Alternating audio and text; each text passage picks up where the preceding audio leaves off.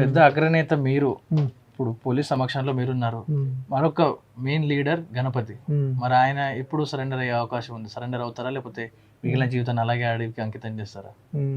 అంటే ఇప్పుడు గణపతి మిగతా మీడియా మిత్రులు ఆయన ఎక్కడున్నాడు అని అంటున్నారు. అంటే ఆయన ఎక్కడున్నాడు అనేటువంటిది నాతో సహా ఎవరికి తెలియకూడదు అనుకున్నాం.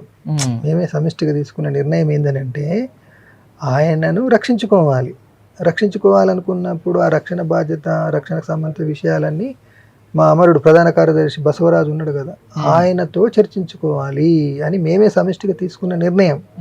కాబట్టి ఆయనకు సంబంధించి ఇప్పుడు ఎక్కడున్నాడు, లోపల ఉన్నాడా, బయట ఉన్నాడా, అడవిలో ఉన్నాడా, పట్టణంలో ఉన్నాడా అనేది ఎవరికి తెలియని విషయం కదా. ఆ స్థితి లోపల ఆయన లొంగిపోతాడా అని మనం ఎట్లా అంచనా వేస్తాం? ఆయన తరఫున మనం ఎట్లా చెప్తాం కదా? చెప్పలేము, చెప్పకూడదు. ఓకే, అది అంటే ఇప్పుడు ఆయన దళంలో, అంటే ఆయన అడవిలో ఉన్నారు గణపతి గారు, మీరు ఇప్పుడు ఇక్కడ ప్రజల మధ్యలో ఉన్నారు. అంటే ఇక్కడ నుంచి మీరు, అక్కడి నుంచి ఆయన ఆపరేషన్ ఇది ఇలా కొనసాగుతుంది అనుకోవచ్చా? అంటే ఇప్పుడు మేము అనుకుంటున్నది ఇప్పుడు ముందే స్పష్టం చేశాం కదా. ఇప్పుడు బహిరంగ జీవితంలోకి వచ్చి ప్రజల్ని సమీకరించి చట్టబద్ధ పద్ధతుల్లో పనిచేస్తామని అంటున్నాం కదా. అందుకోసం ప్రభుత్వం కనుక మా పార్టీని గుర్తిస్తే, చట్టబద్ధ పార్టీగా గుర్తిస్తే మేము అందరికి పిలిపిస్తాం. ఇట్లా కేంద్ర ప్రభుత్వం, రాష్ట్ర ప్రభుత్వం మన పార్టీని గుర్తించడానికి సిద్ధపడ్డది లేదా గుర్తించింది కాబట్టి అందరం కలిసి మనం బహిరంగ జీవితంలోకి వచ్చి పనిచేద్దాము అని మేము పిలిపిస్తాం. అంతవరకు ఆ పిలుపు ఇవ్వనంత వరకు ఏంటంటే ఎక్కడో అక్కడ అడవి లోపల ఉండి పోరాటం చేస్తారు సాయుధంగా. సో ఇప్పుడు చాలా వరకు కూడా కొన్ని వందల మంది ఇప్పటికే ఛత్తీస్గఢ్, ఇటు ఆంధ్రప్రదేశ్, తెలంగాణలో చాలా మంది లొంగిపోయారు. ఇంకా కూడా కొన్ని వందల మంది ఇంకా అడవుల్లోనే ఉన్నారట్టు కూడా తెలుస్తా ఉంది. మరి లొంగిపోని వారికి మీరేం సలహా ఇస్తారు? ఇప్పుడు మీరేం చెప్తా ఉంటారు అంటే మిగిలిన వారు కూడా లొంగిపోండి, అక్కడ పరిస్థితులు బాగాలేవు, ఆపరేషన్ కగర్ నేపథ్యంలో ఎన్కౌంటర్లు అవుతున్నాయి, లొంగిపోండి అని చెప్తారా? లేదంటే ధైర్యంగా అక్కడే ఉండి పోరాడండి అని చెప్తారా? అదే నేను చెప్పినా కదా, ఇప్పుడు ముఖ్యమంత్రి గారు ముందుంచినాం కదా డిమాండ్స్, మా పార్టీ మీద నిషేధం ఎత్తేసి మా పార్టీని ఒక చట్టబద్ధ పార్టీగా గుర్తించాలి అని. వాళ్ళు గుర్తించడానికి సిద్ధపడితే అప్పుడు మేము పిలిపిస్తాము.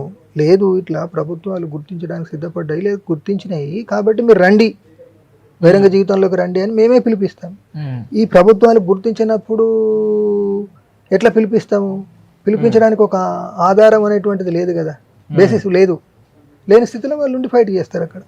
ఓకే, మెయిన్గా ఇప్పుడు ఒక చిన్న ప్రశ్న, అంటే ప్రజల్లో ఉన్న ఒక ప్రశ్న. ఇప్పుడు మీరు ఎన్నో కాలంగా పోరాడి వచ్చారు అడవుల్లో. ఇప్పుడు ఉన్న మంత్రి సీతక్క గారు కూడా అప్పుడు గౌతంలో మావేష్ ఆమె కూడా అప్పట్లో తిరిగారు. సో అప్పుడు పరిచయం ఉండేనా? అప్పుడు అడవిలో ఉన్నప్పుడు సీతక్క లేదు, ఆమెకు మాకు పరిచయం లేదు. వేరే దళాలు అవన్నీ, ఆమె వేరే పార్టీ. ఇప్పుడు ఉన్న పరిస్థితుల్లో అన్ని దళాలు ఏకమైపోయి పనిచేస్తూ ఉన్నాయి, లేకపోతే ఇప్పుడు కూడా వేరు దళాలుగా పనిచేస్తూ ఉన్నాయి? అంటే మేము తీసుకున్నటువంటి నిర్ణయంలో భాగంగా చిన్న చిన్న టీములుగా చాలా విశాల ప్రాంతాల్లో వెళ్ళి పనిచేయాలనేది అదే అమలు చేస్తూ తిరుగుతున్నారు. చిన్న చిన్న టీంలు అయిపోయి విశాల ప్రాంతాల్లో తిరుగుతున్నారు. ఫైనల్గా ఒక క్వశ్చన్, ఇప్పుడు ప్రజల్లోకి వచ్చారు, జనజీవన స్రవంతిలో కలిసి ఉన్నారా, ఉండాలనుకుంటున్నారా, లేకపోతే నెక్స్ట్ మీ కార్యాచరణ ఎలా ఉండబోతా ఉంది? అదే అంటే ఇప్పుడు జనజీవన స్రవంతి అనే పదం కూడా సరైనది కాదు. ఎందుకంటే మేము జనంలోనే ఉన్నాం కదా. ఉదయం నుండి సాయంత్రం వరకు ప్రజల కష్ట నష్టాలు తెలుసుకుంటూ, వాళ్ళ సుఖ దుఃఖాల్లో భాగమవుతూ, వాళ్ళని రాజకీయంగా చైతన్యవంతం చేస్తూ, సంఘాల్లో సంఘటితం చేస్తూ, పోరాటాల్లో ఉద్యమాల్లో కదిలించే పని చేసినాం కాబట్టి ప్రజల్లోనే ఉన్నాం. కాబట్టి ఇప్పుడు కూడా ప్రజల్లోనే ఉంటాం. కాకపోతే నిన్నటిదాకా ప్రభుత్వం చెప్తున్న దాని ప్రకారం మేము అజ్ఞాతంలో ఉన్నాం కదా. ఇప్పుడు బహిరంగ జీవితంలోకి వచ్చినాం, అంతే తేడా. కాబట్టి ప్రజల మధ్యనే ఉంటాం, ప్రజల కోసమే పనిచేస్తాం. రైట్. ఇప్పటికి జనాలకు వస్తే మీరు వాడే నినాదం లాల్ సలాం, అది ఇప్పటికీ వాడుతారా లేకపోతే దాన్ని వాడకుండా అలాగే పెట్టేస్తారు? ఇప్పుడు ఎందుకు లాల్ సలాం చెప్పడం నిషేధమేం కాదు కదా. ఓకే, ఇప్పుడు జై శ్రీరామ్ చెప్పడానికి అవకాశం ఉన్నప్పుడు లాల్ సలాం ఎందుకు నిషేధించాలి? అంటే ఇంకా సిటీలో కూడా యుద్ధం కొనసాగుతుంది అంటారు ఇక్కడ నుంచి. లాల్ సలాం చెప్పినంత మాత్రాన యుద్ధం అనేది కాదు కదా. యుద్ధం అంటే ఆయుధాలు పట్టినప్పుడు పరస్పరం ప్రత్యర్థి వర్గాలు ఆయుధాలు ధరించి పరస్పరం పోరాడినప్పుడు అది యుద్ధం అవుతుంది కదా. ఓకే, అది రైట్. విన్నారు కదా. మరి ఆపరేషన్ కగర్ ఈ మార్చి నెలాఖరికల్లా మొత్తం మావోయిస్ట్ అనేవారే లేకుండా చేయాలనేది కేంద్ర ప్రభుత్వం ప్లాన్గా తెలుస్తోంది. కానీ ఇప్పటికే పెద్ద ఎత్తున అన్ని దళాలు అయితే లొంగిపోతూ ఉన్నాయి. ఇటు దేవుజీ గారు కూడా మీడియా ముఖంగా మాట్లాడుతూ ఉన్నారు. మాట్లాడిన మాటలన్నీ కూడా మీరు విన్నారు. మీకేమనిపిస్తుందో మీ అభిప్రాయాన్ని కామెంట్ రూపంలో తెలియజేయండి. మావోయిస్టు ఉద్యమంలో అగ్రగామి, కోర్టుల నుంచి కేంద్ర కమిటీ సభ్యుల వరకు అన్నీ కూడా ప్లాన్ ప్రకారం చేసుకున్న వ్యక్తి. మొత్తం కూడా మావోయిస్టులందరూ కూడా ఆయన్ని ఒక యోధుడుగా ఆయన దారిలోనే నడిచి మొత్తం కూడా ఆయన ఒక దళం సభ్యుడిగా చేసుకొని ఆయన మార్గంలో నడిచిన ఎంతోమంది మావోయిస్టులు ఆయనతో పాటే వచ్చారు, ఆయనతో పాటే సరెండర్ అయ్యారు. ఆయనే మనతో పాటు ఉన్నారు దేవుజీ గారు. పూర్తి వివరాలు అసలు ఎలా జరిగింది, అప్పుడు సంఘటనలు ఏంటి అన్నీ కూడా అడిగి తెలుసుకుందాం. దేవుజీ గారు నమస్తే. నమస్తే. నమస్తే. అసలు పోలీసులు అరెస్ట్ చేశారా లేక దేవుజీ లొంగిపోయాడా, ఈ ప్రశ్న అయితే తలెత్తా ఉంది నిన్నటి నుంచి కూడా. ఏంటంటారు అసలు? అదే అంటే ఇప్పుడు ఈ విషయంలో వాస్తవానికి వస్తే మేము సరెండర్ కాలేదు. అంటే ఇప్పుడు ఉద్యమ అవసరాల రీత్యా, రక్షణ అవసరాల రీత్యా